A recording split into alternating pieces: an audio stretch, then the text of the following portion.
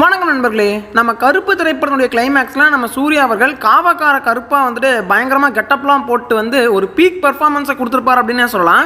அந்த சீன் வந்தப்போ தேட்டரே ரெண்டாக சதறிடுச்சு. அந்த ரேஞ்சுக்கு பவர்ஃபுல்லான ஒரு சீன் அதை எடுத்திருந்தாங்க. ஸோ நம்ம சூர்யா அவர்களை தாண்டி நிறையா முன்னணி நடிகர்கள் கடவுள் கெட்டப்பில் அல்லது அரக்கன் கெட்டப்லலாம் வந்துட்டு பயங்கரமாக ஒரு பெர்ஃபார்மன்ஸை கொடுத்துருக்காங்க. அவங்கெல்லாம் யார் யார் அப்படிங்கிறதான் இன்னையோட நம்ம பார்க்க போகிறோம். நான் தான் உங்கள் முருகன்.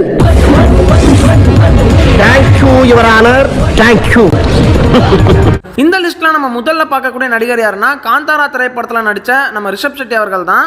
ஸோ இந்த திரைப்படத்தில் அந்த கிளைமேக்ஸ் சீனில் குளிகா தெய்வம் தனக்குள்ளே இறங்கினக்கு அப்புறமா பயங்கரமாக ஒரு பீக் பெர்ஃபார்மன்ஸை வந்து கொடுத்துருப்பாருன்னே சொல்லலாம். குளிகா தெய்வம் வந்துட்டு ஒரு ஆக்ரோஷமான தெய்வம் அப்படிங்கிறதுனாலேயே தன்னோட நடிப்புலேயே அந்த உக்ரத்தையும் ஆக்ரோஷத்தையும் வந்துட்டு சூப்பராகவே காட்டியிருப்பாரு நம்ம ரிஷப் செட்டி அவர்கள். அதே மாதிரி தான் கருப்பு திரைப்படத்தில் வந்து சூர்யா அவருடைய கண்ணிலேயே காட்டியிருப்பாரு கருப்பசாமி வந்துட்டு எவ்வளோ உக்ரமான சாமின்னு. அதே மாதிரி காந்தாரா திரைப்படத்தில் பஞ்சுர்லி தெய்வத்துடைய கெட்டப்லையுமே ஆட்டம் ஆடி இருப்பாரு நம்ம ரிஷப் செட்டி அவர்கள். ஆக்சுவலாக கருப்பு திரைப்படத்தினுடைய கிளைமேக்ஸ்க்கு ஒரு இன்ஸ்பிரேஷனே இந்த காந்தாரா தான் அப்படின்னு சொல்லிட்டு அந்த படத்தினுடைய டேரக்டரான ஆர்ஜே பாலாஜி அவர்களே சொல்லியிருக்காரு. சார் நான் தான் சொன்னேன், எனக்கு எந்த ஷேமும் இல்லை. காந்தாரா படம் தியேட்டர்ல பார்க்கும்போது அது கிளைமேக்ஸ் கூட இல்லை, செகண்ட் பார்ட்ல நடுவில் ஏதோ ஒரு 10 நிமிஷத்துல ஒரு சீக்வன்ஸ் இருக்கு. தியேட்டரே அப்படி இருந்தது, ஏன்னா நானும் அப்படிதான் இருந்தேன். அடுத்து ரெண்டாவதாக இந்த லிஸ்ட்ல புஷ்பா 2 திரைப்படத்தில் நடிச்சா நம்ம அல்லு அர்ஜுன் அவர்கள் தான் இருக்காரு.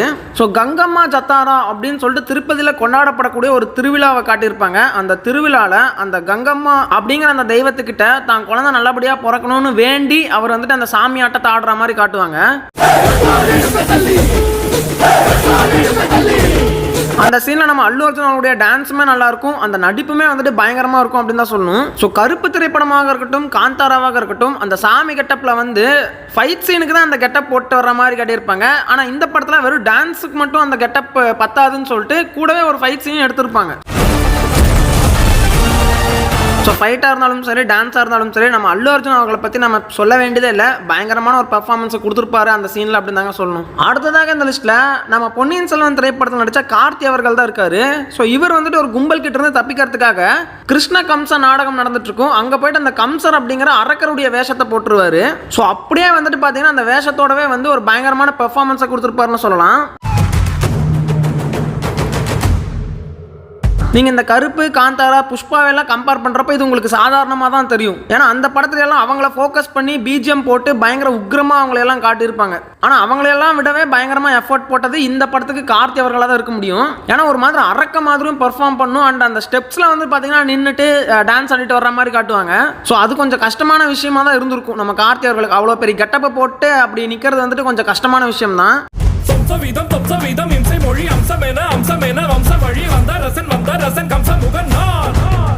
என்னை பொறுத்த வரைக்கும் இதெல்லாம் பயங்கர பீக் பர்ஃபார்மன்ஸ் அப்படின்னு தான் நான் சொல்லுவேன். என்ன இவருக்குன்னு தனியாக ஃபோக்கஸ் பண்ணி பிஜிஎம்லாம் போட்டு உக்கிரமாக ஆட விட்டுருந்தா மற்றவங்கள மாதிரியே இவரும் தெரிஞ்சிருப்பாரு. பட் அப்படி இல்லைனாலுமே இதுவுமே மென்ஷன் பண்ண வேண்டிய ஒரு ஆட்டமாக தாங்க இருக்குது. அடுத்ததாக இந்த லிஸ்ட்டில் உத்தம வில்லன் திரைப்படத்தில் நடித்தா நம்ம கமலஹாசன் அவர்கள் தான் இருக்காரு. இந்த ஒரு திரைப்படத்தோட கிளைமேக்ஸில் இரணியன் நாடகம் அப்படின்னு சொல்லிட்டு ஒரு நாடகம் நடத்துவாங்க. அந்த நாடகத்தில் ஹிரண்ய கஷ்யபு அப்படிங்கிற ஒரு அரக்கனுடைய கெட்டப் தான் போட்டிருப்பாரு நம்ம கமலஹாசன் அவர்கள்.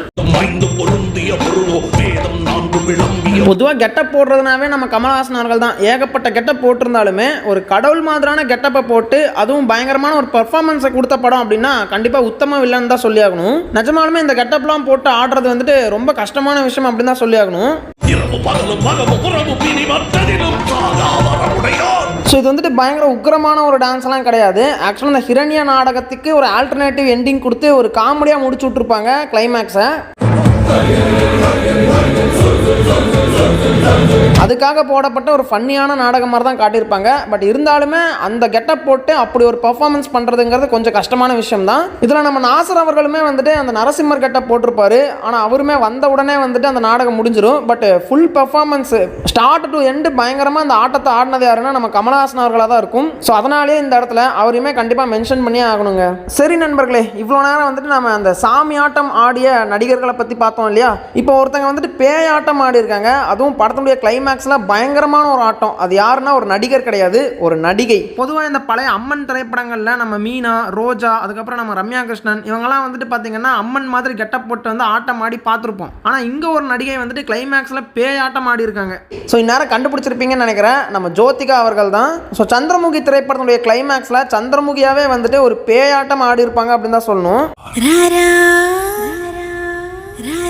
ஸோ படத்துடைய ஆரம்பத்துலேருந்து ஒரு நார்மலான பொண்ணு மாதிரியே அவங்கள நம்ம பார்த்துட்டு திடீர்னு கிளைமேக்ஸில் வந்துட்டு பார்த்தீங்கன்னா தன்னைத்தானே சந்திரமுகியாக நினச்சிக்கிட்டு ஒரு பயங்கரமான ஆட்டத்தை போட்டிருப்பாங்கன்னு தான் சொல்லணும். ஸோ இதில் மற்ற படங்களில் வந்த மாதிரி பெருசாக கெட்டப் மாற்றி ஆடினாங்க அப்படின்னு சொல்ல முடியாது. ஸோ ஒரு நார்மலான கெட்டப்பில் தான் ஆடி இருப்பாங்க.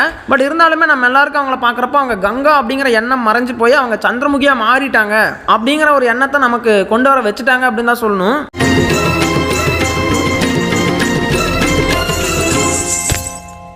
ஸோ மற்றவங்களை கம்பேர் பண்ணி பார்த்தோம்னா இது கொஞ்சம் சாதாரணமாக தான் தெரியும். பட் இருந்தாலுமே இந்த லிஸ்ட்டில் நான் இவங்களை மென்ஷன் பண்ணணும் அப்படிங்கிறதுக்காகவே பண்ணியிருக்காங்க.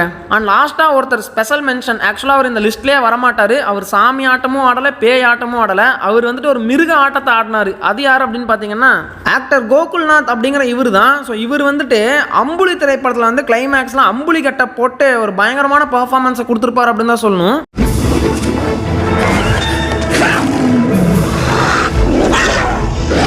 என்ன ப்ரோ சாமி ஆட்டம் ஆடிய நடிகர்கள்னு சொல்லிட்டு தமிழில் வச்சுட்டு சம்மந்தமே இல்லாமல் எதையோ சொல்கிறீங்கன்னு சொல்லி கேட்டிங்கன்னா, அவங்க எந்த அளவுக்கு எஃபோர்ட் போட்டாங்களோ அதுக்கு ஈக்குவலாக மேக்கப்பு, அந்த கெட்டப் சேஞ்சு, அதுக்கப்புறம் அந்த மாஸ்க் மாதிரிலாம் போட்டுக்கிட்டு பயங்கரமாக வந்து பார்த்தீங்கன்னா கிளைமேக்ஸில் ஒரு பர்ஃபார்மன்ஸை கொடுத்துருப்பாரு. ஸோ மற்றவங்களாம் எப்படி கிளைமேக்ஸில் கெட்டப் போட்டு மாசாக என்ட்ரி கொடுத்தாங்களோ அதே மாதிரி தான் இவரும். ஆனால் என்ன, இவர் தனக்கு மிருகமாக கெட்டப் போட்டு வந்து மாஸ்க் காட்டியிருப்பாரு. எப்படி பார்த்தாலும் அவங்க போட்ட சேம் எஃபோர்ட் தான் இவருமே போட்டிருப்பாரு. ஸோ அதனால் இந்த லிஸ்ட்டில் இவர் வரல அப்படின்னாலுமே ஒரு ஸ்பெஷல் மென்ஷனாக வந்து வைக்கணும் அப்படின்னு சொல்லிட்டு ஆசைப்பட்டங்க. ஸோ இவர் அம்புலியா அப்படியே அந்த குகையிலிருந்து வெளியே வர்றப்பவே வந்துட்டு சின்ன வயசுல நம்ம எல்லாருக்குமே அள்ளு விட்டுருக்கோம் அப்படின்னு தான் சொல்லி ஆகணும்.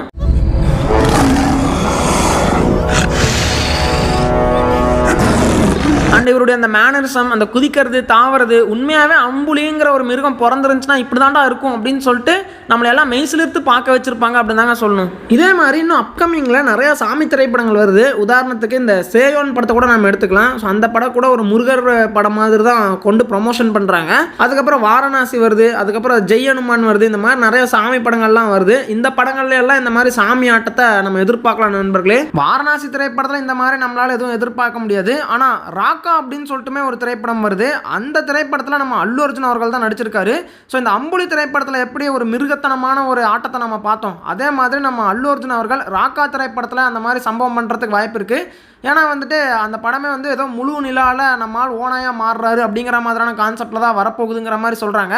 மேபி அந்த படத்தில் இந்த மாதிரி சீன்ஸை நம்ம எக்ஸ்பெக்ட் பண்ணலாங்க. அதே மாதிரி சேயோன் திரைப்படத்துலையுமே நம்ம சிவகார்த்திகேயன் அவர்கள் இந்த மாதிரி ஏதாவது சாமி ஆட்டம் ஆடி ஒரு பர்ஃபார்மன்ஸ் கொடுக்கறதுக்கான வாய்ப்புமே இருக்குங்க.